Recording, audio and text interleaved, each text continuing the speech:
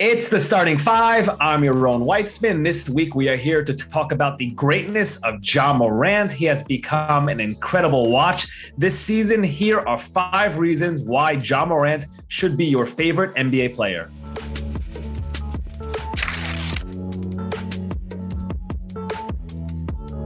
Number 1, he's a David dominating the Goliaths. This, I think, is my favorite Ja stat. It's an unbelievable one. In a league full of big men, Ja Morant, who's listed at 6'3", and I believe it's 173 pounds, though that's probably a little generous, he's leading the league in points in the paint. Since the NBA started tracking this 25 years ago, we've never had a guard lead the league in that statistic. If you look at the leaderboard of the players who are leading the league this season in that category, and you see it on the screen here, all the guys are big men, everyone other than Ja, Giannis, Jokic, AD, Aiden. You have to go all the way down to number 16 before you can find another guard, which is Shai Gilgeous-Alexander. Before the Grizzlies played the Knicks in Madison Square Garden this week, I asked Knicks head coach Tom Thibodeau if he'd ever seen a guard dominate in the paint the way Ja Morant has.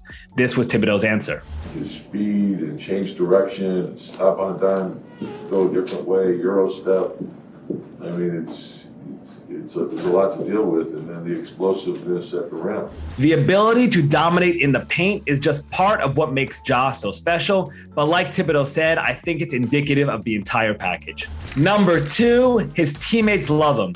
Watch Ja Morant play it all, and you can see this jump off the screen. This sort of thing used to be the domain of Damian Lillard. He was always the player who people around the league pointed to as being the quintessential leader and teammate, the guy who elevated everyone around him. Ja Morant is now that guy. The Grizzlies, in the span of 3 years, have completely rebuilt their franchise, and it's all because of Ja. This isn't just me saying that either. If you talk to anyone around the team, they will all tell you that the reason they've been able to get so good, so quick, is because of the way he carries himself. You can see this with the public campaigning for his teammates, but I think the best illustration is his relationship with Jaren Jackson Jr. Jackson was drafted 4th overall the year before Ja came around. Think about it like this. Usually guys who are drafted 4th overall, they come into a team where everything in that franchise is going to revolve around them.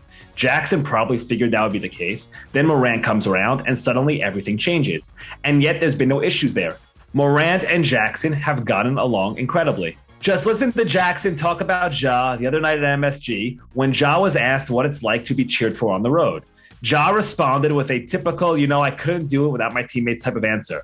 But then Jackson decided to share his thoughts. You know him, man. You know how humble he is, man. Come on, man. For us, I'm telling you, we're watching it, we're watching something special. I'm telling you, this is not common.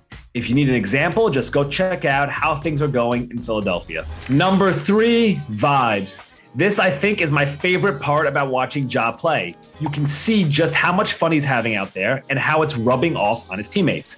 But the other thing that's awesome about Ja is that he's got this old school streak to him. He's not really a trash talker, but he's not exactly hiding behind cliches and passive quotes either. He's letting you know that he knows that he's awesome. For example, this is what he said the other night at Madison Square Garden after being asked what it was like to beat the Knicks, who ESPN had recently flexed into the national TV schedule to replace the Grizzlies. With the team they kicked us off for, huh? What happened? Who won? And this was his response when asked about a mid-game scuffle with Julius Randle. Man, we climb up the chimney. Yeah, for sure. We ain't ducking no smoke, man. We're going to let everybody know we here. We're going to play hard, trying to get a win. And if you don't like it, oh well. I think the best way to summarize all this is that Ja is an incredible competitor, but also understands that the core of all this is entertainment.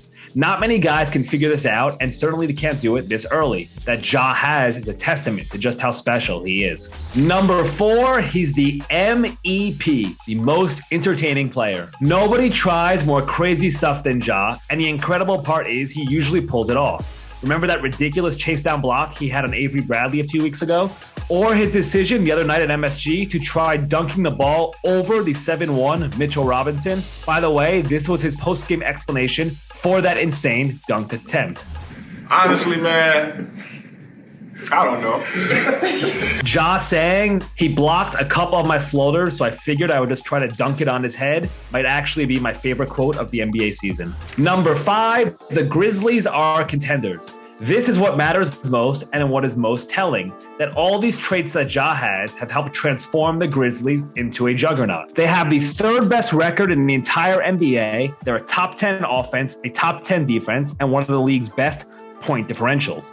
Classifying this Grizzlies team as one with a bright future misses the point. This team is not one with just a bright future. That bright future has already arrived. And all of that is because of the way Ja has been able to transform the franchise in just 3 seasons. He's not even 23 years old yet, and he's going to be a finalist for the MVP award. And hey, he's got an outside shot of winning it. Ja's not the only reason the Grizzlies have been great this season. The front office has done an incredible job of drafting. The young players get better every season, and the roster is deep and stacked. But everything in Memphis and all the success the Grizzlies have had, it all revolves around Ja's greatness and his ability to elevate everyone around him and to be one of the best players on the court, no matter who the Grizzlies are playing. Also, he's got a giraffe named after him. What's more impressive than that? My mom texted me like, "You got a giraffe named after you." And I'm like, "All right, stop playing," and then I seen it. I appreciate Memphis Zoo for that. On God, son, don't blink. That's the starting 5. I'm Yaron Weitzman. Be sure to come back next week for a treat where we will break down the winners and losers from the NBA trade deadline.